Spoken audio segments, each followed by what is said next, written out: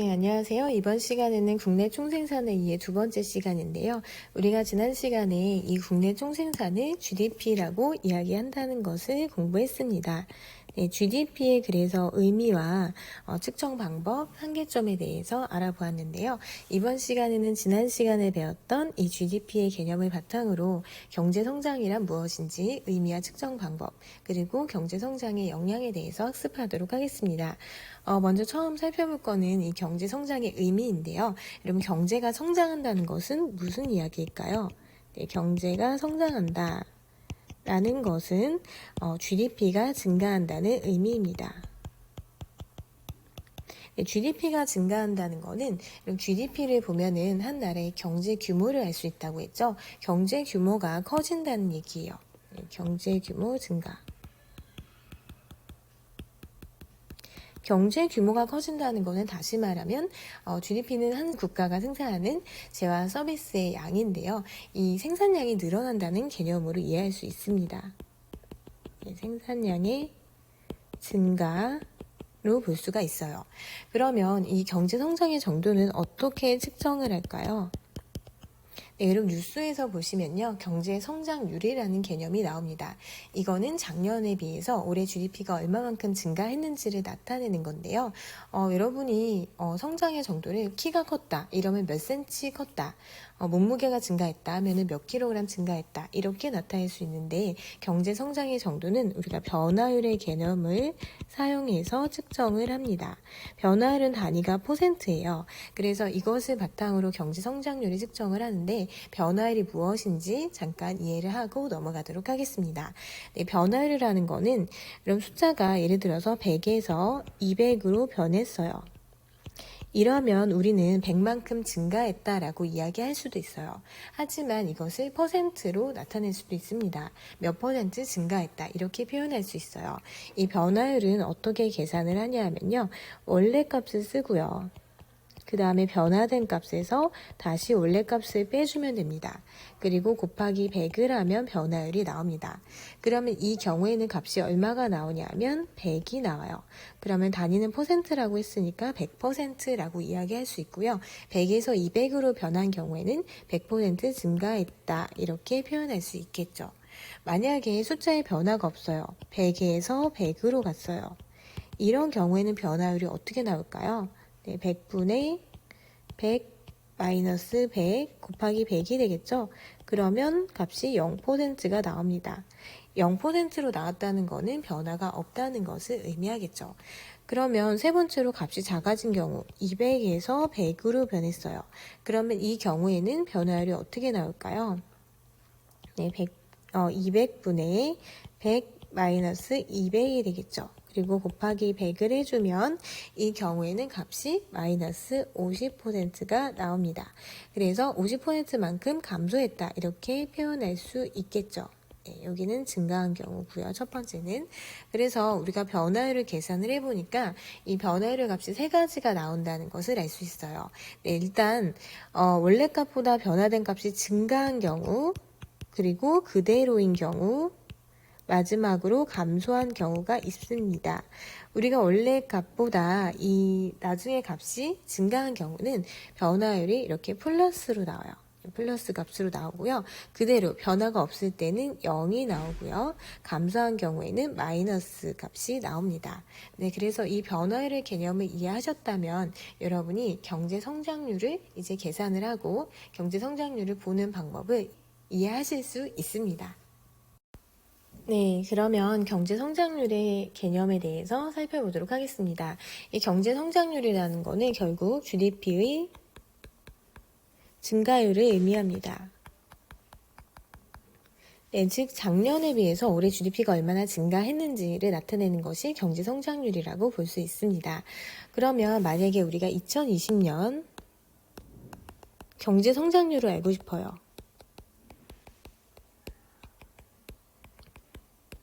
네, 이 경우에는 두 가지만 알면 돼요. 무엇을 알아야 되냐면 2019년 GDP를 알아야 되고요. 그리고 올해 2020년 GDP를 알아야 합니다. 그러면 작년 GDP에 비해서 올해 GDP가 늘어났다 하면은 경제가 성장했다 이렇게 이야기할 수 있겠죠. 그리고 만약에 변화가 없을 수도 있고요. 감소했을 수도 있습니다. 계산은 어떻게 하냐 하면 원래 값분의 그 변화를 구하는 공식에 넣어서 계산을 하면 됩니다. 원래 값이 2019년 GDP죠. 2019년 GDP분의 변화된 값 2020년 GDP에서 다시 원래 값 2019년 GDP를 빼고 곱하기 100을 하면 경제 성장률을 구할 수 있습니다. 그러면 이 경우에 세 가지 값이 나올 거예요. 첫 번째 플러스 값이 나올 수 있고요. 네, 두 번째는 0이 나올 수 있고요. 세 번째는 마이너스가 나올 수 있습니다. 플러스가 나온다는 거는 뒤에 값이 즉 2020년 GDP가 2019년보다 크다는 얘기겠죠. 네, 이 경우는 2019년 GDP보다 2020년 GDP가 더 크다는 이야기가 됩니다. 그 다음에 0이 나온다는 거는 변화가 없다는 거예요. 2019년 GDP와 2020년 GDP가 똑같을 경우에는 0이 나오겠죠. 마이너스가 나온다는 거는 2019년 GDP가 더 크다는 거예요. 2020년보다. 네. 그래서 이렇게 계산을 할 수가 있는데요. 각각의 경우의 의미를 살펴보면 먼저 첫 번째 경우는 2020년 GDP가 더 증가한 거죠. 네, GDP가 증가했기 때문에 이 경우 우리가 뭐라고 표현을 하냐면 경제가 성장했다라고 이야기를 합니다. 네. 그 다음에 두 번째 경우에는 GDP의 변화가 없는 거죠. 네, 이 경우에는 GDP가 변함이 없어요. 네, 변화가 없는 거예요. 경제가 성장한 것도 아니고 경제가 그렇다고 안 좋아진 것도 아닌 그대로인 상황입니다.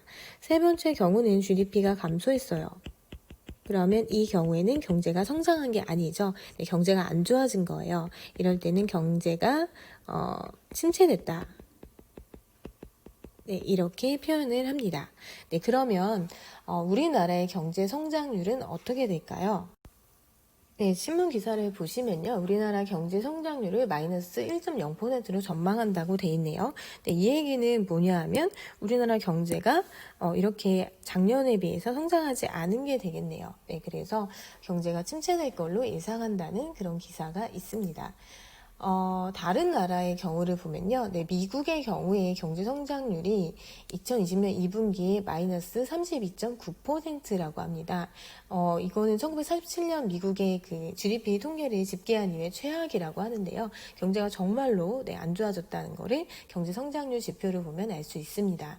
네, 독일의 경우에도 마이너스 1%로 굉장히 안 좋아질 걸로 예상이 되고 있네요. 네, 그에 비하면 우리나라의 경제 성장률이 물론 경기 침체의 모습을 보이지만 그렇게 안 좋다고는 얘기할 수 없어요.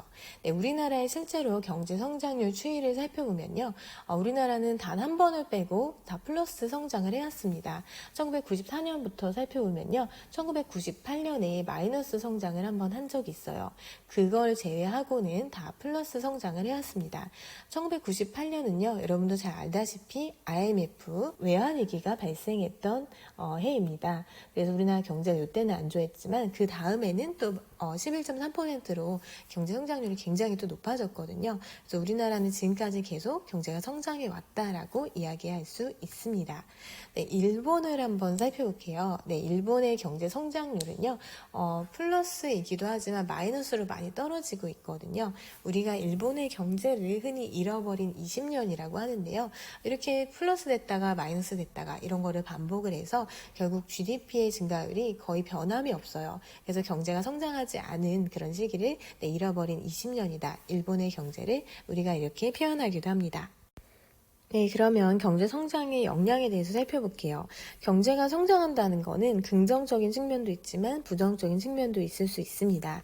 일단 경제가 성장하면 생산량이 많아지게 되는 거죠. 네, 그러면 사람들의 일자리가 증가하게 되고요. 고용이 증가하고 그러면 당연히 사람들의 소득이 증가할 겁니다. 네, 소득이 증가한다고 볼 수 있습니다. 사람들의 소득이 증가한다는 거는 내가 사고 싶은 거를 마음대로 이제 소비할 수 있게 될 여력이 증가한다는 거예요. 즉 물질적으로 풍요로워질 수가 있어요. 예. 그 다음에 물질적으로 풍요로워지면 우리가 어떤 삶의 질을 높이는 뭐 교육이라든지 의료 서비스 이런 것들이 증가한다고 볼 수 있습니다. 예, 교육 수준이 높아지고 의료 서비스 의 질도 좋아지겠죠. 그러면 학력도 높아지고 평균 수명도 증가할 수 있습니다. 그런데 경제 성장의 부정적인 측면을 살펴보면요. 선생님이 GDP의 한계점에서도 얘기했었는데요. 경제가 성장한다는 것, 즉 GDP가 증가한다는 것이 반드시 삶의 질의 향상으로 이어지지는 않을 수도 있습니다. 네, 삶의 질이라는 거는 내가 느끼는 주관적인 만족도, 행복감을 이야기하는데 경제가 성장한다고 해서 반드시 사람들의 주관적인 만족감이 높아지느냐? 이거는 조금 별개의 문제로 볼 수 있습니다. 그리고 경제가 성장하는 과정에서 아무래도 생산을 할 때 많은 자원이 고갈될 수 있고요. 그리고 환경오염이 발생할 수도 있겠죠.